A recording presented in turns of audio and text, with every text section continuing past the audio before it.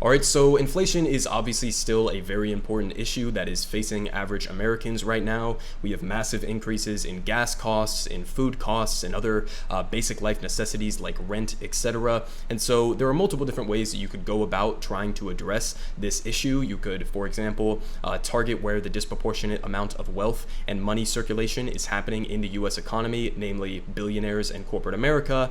You could try to shore up our supply chains and dramatically invest in domestic manufacturing here in the United States, or you could do what it seems like the US government is going to be prioritizing and pushing needless austerity on working class people here in the United States. So I got a breakdown here from the Wall Street Journal on this recent interview or post-meeting press conference that the Fed chair, Jerome Powell, was doing. And I think that, this is a very long article and you can read it in its entirety if you want to, and, make sure that I'm not taking things out of context or cherry picking information or statements here. But it was a very long interview, and I think that it was a very revealing interview in terms of the things that he had to say about the current state of the American labor market, as we've seen this tightening of the labor market, a recent resurgence in union drives, and just general leverage that workers are able to have in this economy to get just barely crumbs in additional pay and benefits and working conditions, etc. And I think, again, he made some pretty revealing comments in relation to the current labor market. So I'm going to read through a couple of different quotes here and then get into why I think that this is the wrong approach. And he said, the labor market has continued to strengthen and is extremely tight. That's true. Over the first 3 months of the year, employment rose by nearly 1.7 million jobs. And in March, the unemployment rate hit a post-pandemic and near 5-decade low of 3.6%. I think that that's in question because the way that they calculate the unemployment rate is oftentimes very disingenuous. It doesn't factor in a lot of different variables that should be factored into the unemployment rate, but he says it's at a 5-decade low of 3.6%.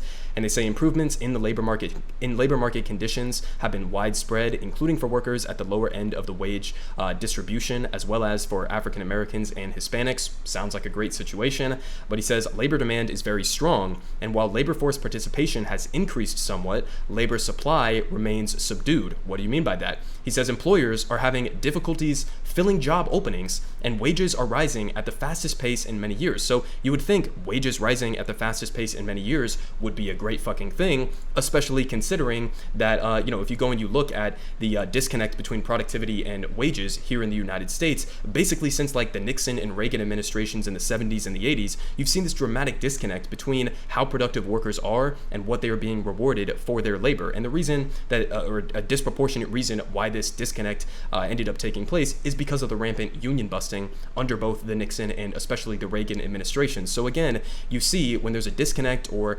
disproportionate power that is given to corporations instead of that leverage lying in the hands of organized workers, then you start to see this disconnect between wages and productivity. But he's pointing out wages are rising at the fastest pace in many years. That's a great thing, but again, compared to what they've been rising at in recent years, it's really a very low bar to cross. But nonetheless, he portrays this as if it's somehow implied that it's not necessarily a good thing by prefacing this by saying employers are having difficulties filling job openings. I mean, which employers are having difficulty finding or filling their job openings, and why? I mean, you go and you look at all of these different anecdotal examples. I mean, countless ones that we've gotten over the course of the COVID pandemic of all of these employers who are coming out and saying, I just can't find anybody to fill this job. Workers right now in the United States, they're just lazy. Nobody wants to come back to work anymore. And then you dig under the details of what a lot of these corporations or businesses are promising workers, and it's like, okay, maybe because you're not paying people living wages, you're not offering people adequate benefits, adequate wages, adequate working conditions, that's why you're not able to fill a lot of these job openings. But nonetheless, he's portraying this as if this is somehow inherent to the current state of the labor market. I would argue if it is inherent to the state of the labor market, then that would be a positive thing, because it would be putting a lot of these employers, putting the pressure on a lot of them in order to give people better working conditions and higher wages, etc. That would be a good situation, but he's going to portray this as if it's a bad thing that needs to be dramatically addressed and tamped down. And he says, implications for inflation.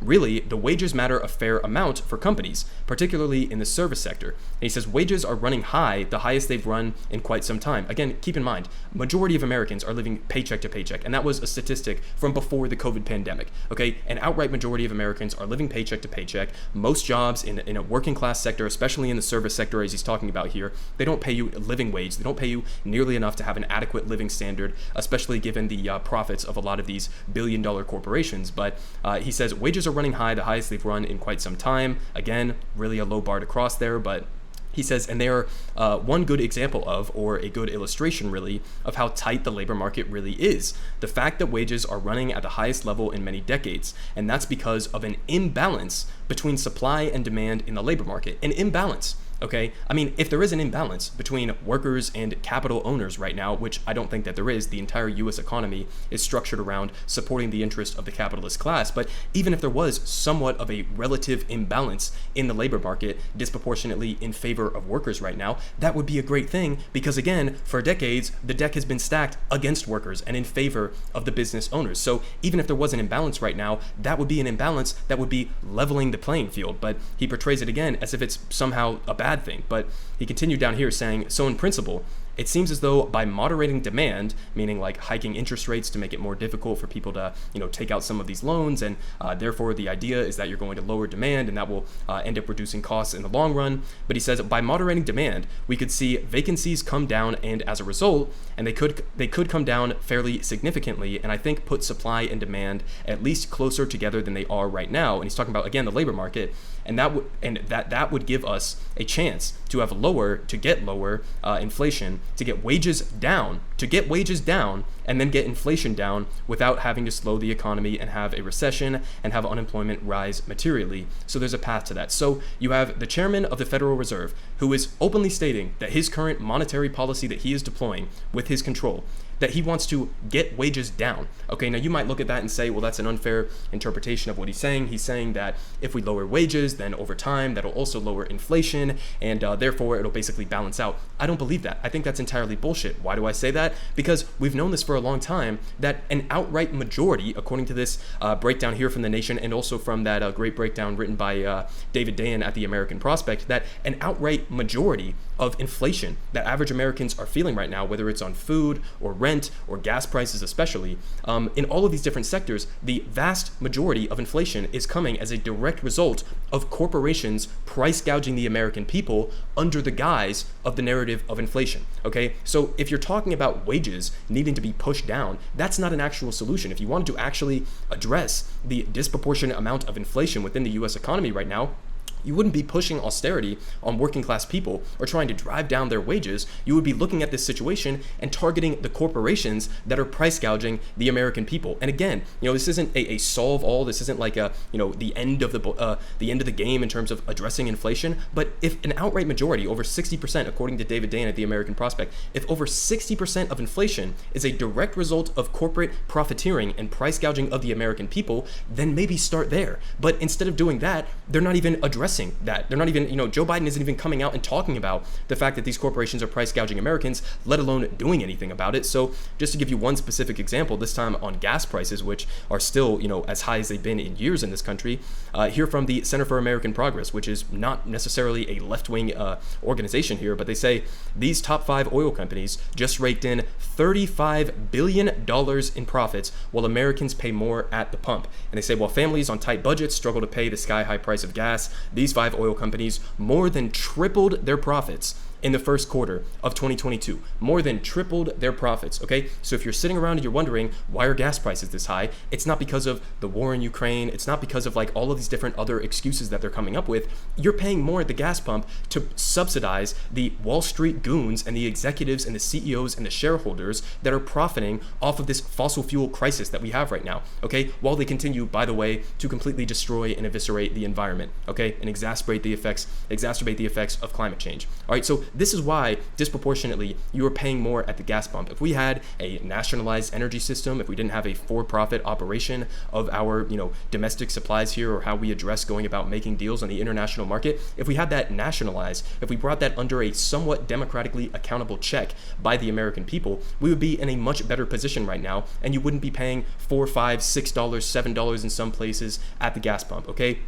This is disproportionately not only within the fossil fuel sector, but also, again, the reason why grocery prices are higher than ever right now, the reason why partially rent is higher than ever right now. These are the disproportionate reasons why. So how could you look at that situation and say that as one of the goals, or at least one of the primary goals, that we need to lower wages for average working class families? What are you talking about? This is where the money is. This is where the inflation is being primarily driven from. But just to give you more of a perspective in terms of how much of a scam the entire U.S. economy is right now. So just to take us back to the beginning of the pandemic, when we had that initial stock market crash, the Fed injects $1.5 trillion, and this is a lower estimate than what they ended up injecting, but Fed injects $1.5 trillion to prop up the crashing stock markets. Okay, so somehow the Federal Reserve has trillions of dollars in order to pump liquidity into the stock market in order to save the richest Americans, the top 1% or 10% control 90% of the stock market. They have trillions and trillions of dollars to dump into this, to prop this up, to save all of these billionaires and corporations money.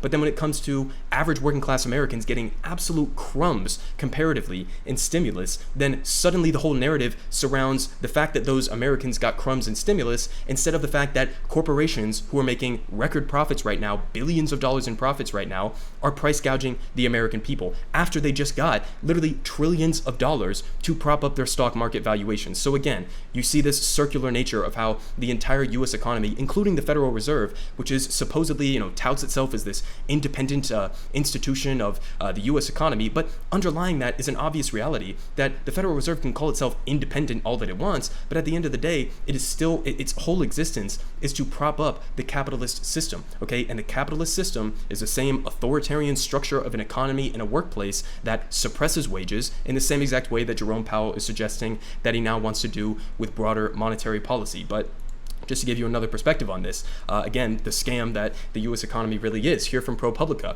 They say, different names, same address, how big businesses got government loans meant for small businesses. They say ProPublica found at least 15 large corporations that received over $500 million in PPP loans using the same technique, getting multiple loans sent to smaller entities that they own. In other words, what in a functioning government we would call fraud. I mean, they committed fraud in this case. And by the way, not only did they take these loans that were meant for small businesses, screwing over many of those small businesses, but on top of that, more than 900 companies that got the PPP loans still laid off or furloughed 90,000 workers. So the whole point of the goddamn PPP loans was supposed to be to protect the paycheck programs, right? It was supposed to be able to make sure that you didn't have to fire or furlough thousands and thousands of workers, and yet the same corporations who were scamming the U.S. government basically and taking these loans that were meant for small businesses then turned around and, oh, by the way, still fired thousands and thousands of their workers. So again, any aspect you want to look at this, the workers are getting screwed while the corporations and the richest Americans are getting bailed out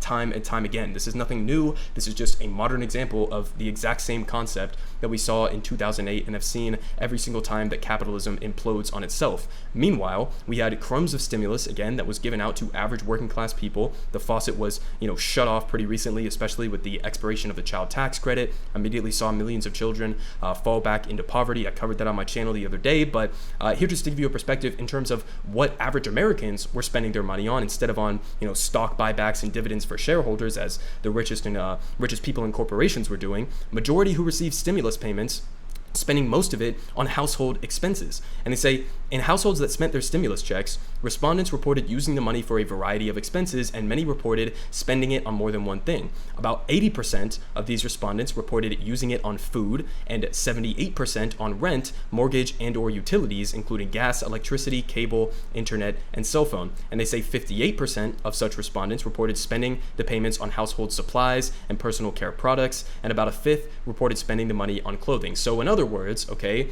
when corporations get trillions of dollars to prop up their stock market valuations, when corporations scam the government and take millions and millions, hundreds of millions of dollars in PPP loans that they weren't even supposed to get, still end up firing their workers, right? When all of this scam is being run on the U.S. economy, on the entire U.S. government, which is a willing scam that they are endorsing and enabling, then you turn around after giving trillions of dollars to the richest corporations and billionaires within society, you turn around and now you're going to be imposing austerity on working class Americans who barely got crumbs that were basically allowing them to temporarily keep their heads above water and afford things like food and clothing and rent, etc. So again, perfect example here of how at every single level, whether it's Congress and the types of bailouts and how they structured those and the money they gave to corporate America versus the money they gave to working people, whether it's within Congress, whether it's within the Treasury, whether it's within the Federal Reserve, the entire U.S. economy is a giant scam on working people.